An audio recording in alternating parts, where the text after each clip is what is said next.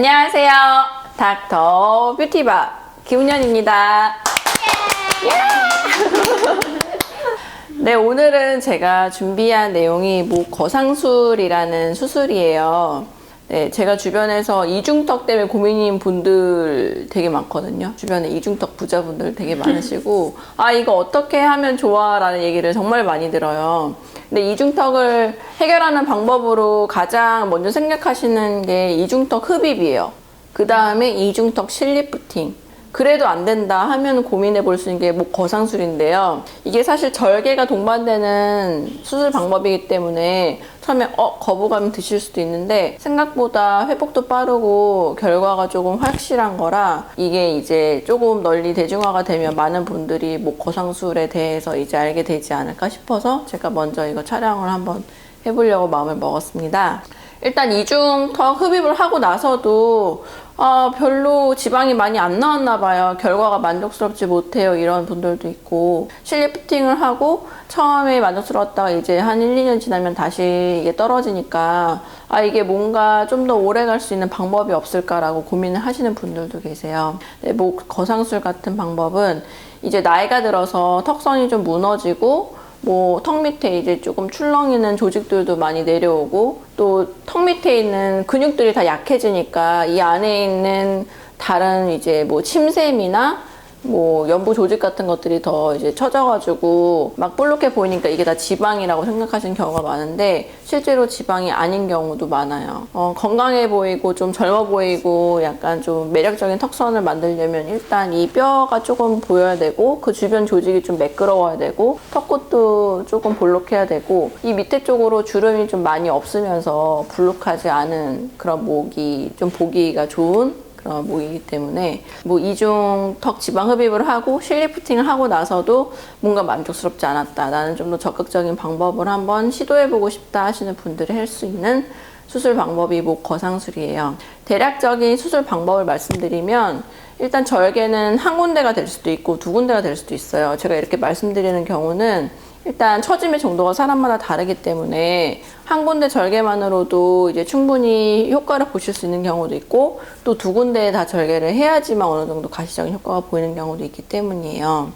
일단 그 첫 번째 절개 부위는 턱 밑이에요. 턱 밑은 이제 이 턱뼈가 있잖아요. 턱뼈 바로 밑에 부분으로 한 2.5cm 정도 절개를 하게 되고 그 안쪽으로 터널링을 해서 우리 목 위를 앞쪽과 옆쪽까지 덮고 있는 활경근이라는 얇은 근육이 있어요. 그 근육이 양쪽으로 갈라져 있는데 젊었을 때는 이 근육이 탱탱하니까 이 턱 밑에 조직을 잘 받쳐주다가 나이가 들수록 이 근육도 약해지고 사이가 점점 벌어지게 돼요. 그러면서 이 밑에 있는 침샘 같은 조직들이 다 하수가 떨어지는 그 현상이 일어나서 여기 이제 어머니 연배 분들 보시면 세로로 막 주름이 보이죠. 활경근의 내측 끝이에요. 내측 끝이고 이게 이제 탄력이 떨어지니까 세로의 주름도 보이면서 그 내부에 있는 조직들이 점점점 이제 밑으로 쏟아져 내려오게 되는 거고 이 절개선을 통해 활경근에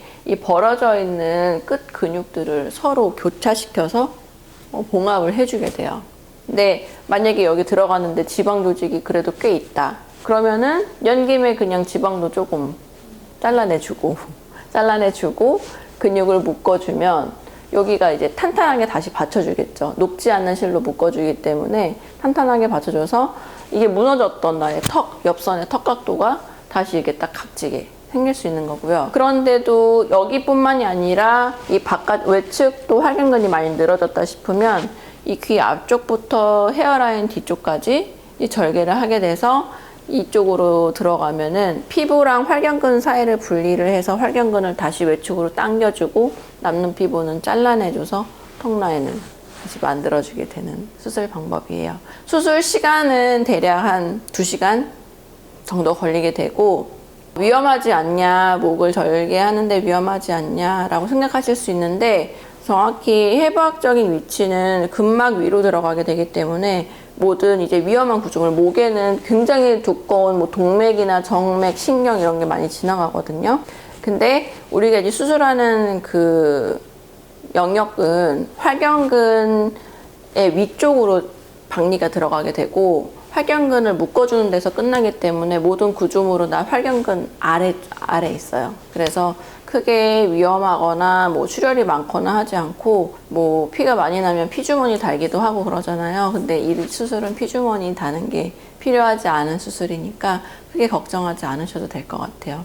근데 이렇게 활경근을 묶어주고 남는 피부를 당겨서 꼬매주면 사실 이거 이상 목 성형을 더 시도할 수 있는 방법은 없고, 그 대신 이제 이게 왜 비교적 간단하다고 하냐, 젊은 분들 같은 경우는 사실 여기까지 할 필요는 굳이 없거든요. 여기로 턱 밑으로만 절개를 들어가서 근육만 살짝 묶어주고 이게 붙어있는 지방만 조금 떼줘도 아예 이 각도 자체가 달라지기 때문에 이중턱 지방 흡입을 하고도 약간 불만족스러웠던 부분은 이걸로 이제 개선이 가능하다고 볼 수 있고요. 대신 좀 조심해야 될 부분은 제가 간혹가다 이제 뵙는 분들 중에 이중턱 지방 흡입을 정말 피부만 남겨놓고 막 다 긁을 정도로 한 분들을 볼 수 있는데, 그런 분들은 이미 이쪽에 혈관이 많이 좀 한번 다친 상태이기 때문에 그렇게 거상술로 접근하는 게 조금 위험할 수도 있어요. 그래서 상태를 보고 수술을 결정을 해야 되죠. 그런 경우는. 회복 기간은 사람마다 조금 달라요. 피부가 두껍고 연부 조직이 두꺼운 분들은 그래도 회복 기간이 뭐 한 3주에서 4주, 한 달 정도 걸릴 수 있고, 좀 피부도 얇고 말랑말랑하고 그런 분들은 회복이 빨라요. 한 2주만 돼도 거의 뭐 붓기가 많이 빠져서 생활하는 데 지장은 없으실 거예요. 절개선 같은 경우는 이제 정면에서는 거의 보이지가 않아요.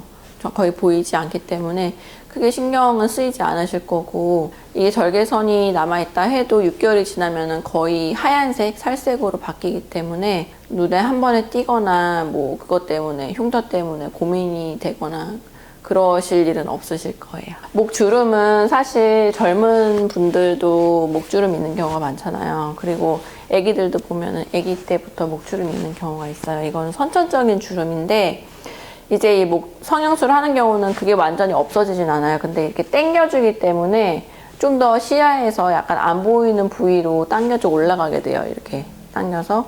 그리고 이게 선천적으로 목주름이 있었지만 나이 들수록 더 이게 부각되는 이유는 여기 섬유조직 변형이 일어나기 때문에 그렇거든요. 그 부분을 약간 좀 풀어줘요. 수술하면서. 이게 들러붙은 거를 좀 풀어주면 아예 없어지진 않아도 조금 완화되는, 네, 그런 양상을 볼 수 있죠. 그러면 V라인에도 영향이 있을까요? V라인에도 영향이 있죠. 왜냐면은 이중턱이 발달이 되면 내 V라인이 약간 숨겨지기 때문에 근육을 묶어서 이 각도 자체를 샤프하게 만들어주면 내 숨어있던 턱 라인이 나타나니까 V라인도 좀 개선이 되죠. 좋은 수술이다. 네, 저도 할 거예요. 네? 저도 나중에 할 거예요. 이게 점점 처지고 있거든요, 이게. 일단 침샘 보톡스로 약간